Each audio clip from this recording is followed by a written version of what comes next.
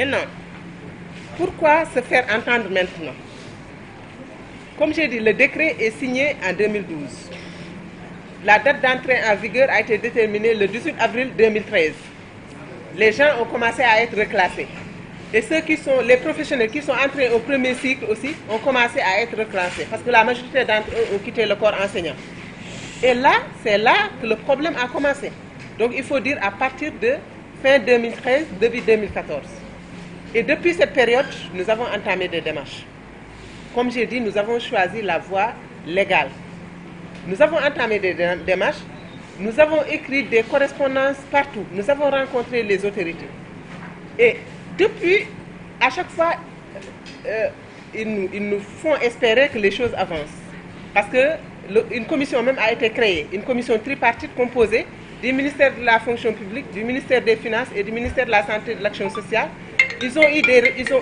ont fait des réunions à ne pas finir pour étudier le dossier. Mais à un moment, tout est arrêté encore, le statu quo.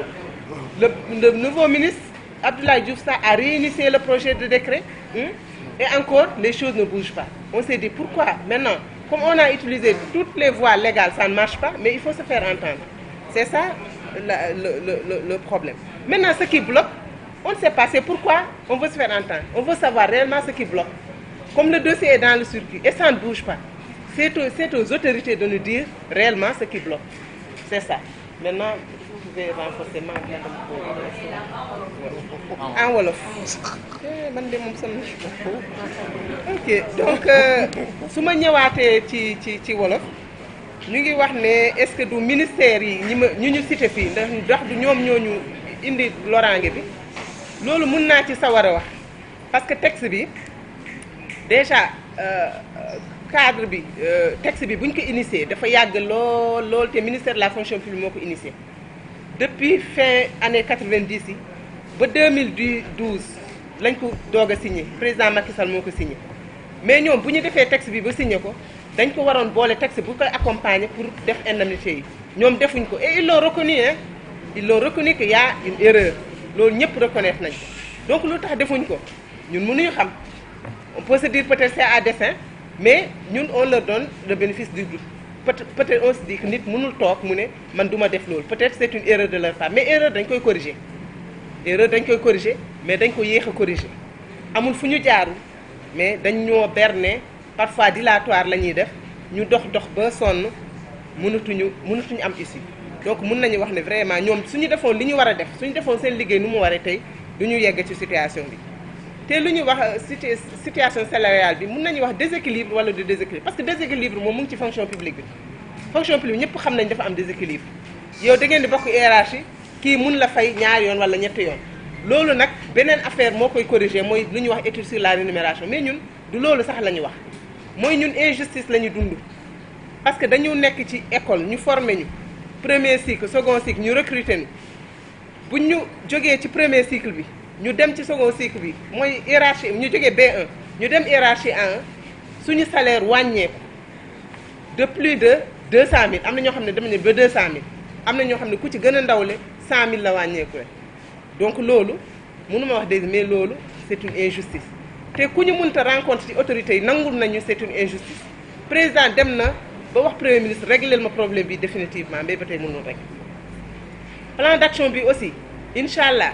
comme ni ma ko waxee dinañ def marche dinañ def ay sitting mais suñu jógee ci rencontre bi ba ñu def évaluation ba pare ci boobaa dinañ déterminer yan date lañ koy def te incha allah dinañ leen informer lu waral nag ñu toog ba tey ñu ne tey pour ñu dégg ñu parce que ñun nous sommes légalistes dañuy jéem a naxante ñu bind fu ñu war a jaar yëpp jaar nañ ko fa mais sottiwul comme sottiwul nag ñu ne léegi nag peut-être ñun population bi parce que aussi ñun ci population bi la ñu bokk fi la ñuy jógee ay pères de famille la ay mères de famille la il faut ñëpp dégg ñu ku ñu ci mën a jàppale aussi jàppale ñu pour yëf yi mën a sotti parce que dafa yàgg depuis 2014 ba tey bu ñu reclassé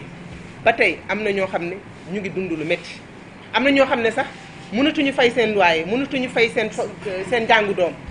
loolu am na ñoo xam ne sax tey dañoo dellu seen foyer familial pour mën a xat-xatlu foofu parce que ku xëy ñu dem jël sa 180000 francs génne sa salaire noo mënee fay loyer noo mënee fay sa kii alors que ñun nekkul loo xam ne dañu laaj le plus non non dañ ne nañu rétablir dans nos droits loolu rek la lu ñu war a am nañ ñu ko jox loolu rek la. maintenant lu tax soo réglé wul ba léegi loolu autorités yi ñooñu ci mën a tontu parce que su fekkee saa yu ñu demee ñu ne lii dañ ko war a régler léegi ministre de la fonction publique d'alors dañu toog mu ne non loolu c'est pas possible loolu léegi laa koy régler avec assurance quand elle nous a reçu parce que lii c'est pas normal. toog ci sa ginnaaw góof ca boo yëngatuwul du ca jóg ci foofu la ñu toll merci. waaw tey nag travailleurs sociaux yëpp ñoo fi dajaloo woon pour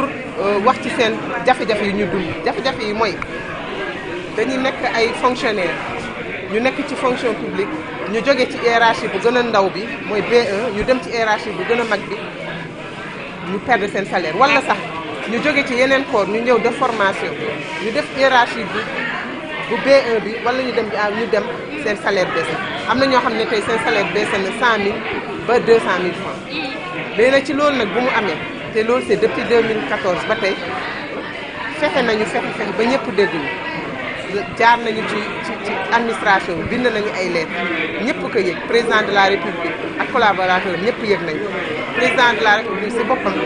wax na premier ministre mu jóg ci problème bi pour mu régler ko définitivement parce que lu ko ñor la mais ba tey yëf yi bougé na. tey ginnaaw jéego yooyu noonu am na yeneen jéego yu leen teg comme tey. ginnaaw jéego bind lettre yi am na yeneen jéego yu leen teg. non ñun xam nga administration dafa am nu muy doxee ñun loolu la ñu mën a def. comité bi ngeen bind ay lettres loolu la ñu mën a def bind ay lettres mais ñoom loolu wàllu administration la bu ñu defee ba ñu dégg ñu dañoo créer comité ñoom pour régler problème bi mais à un moment comité bi xamatuñu fu mu toll.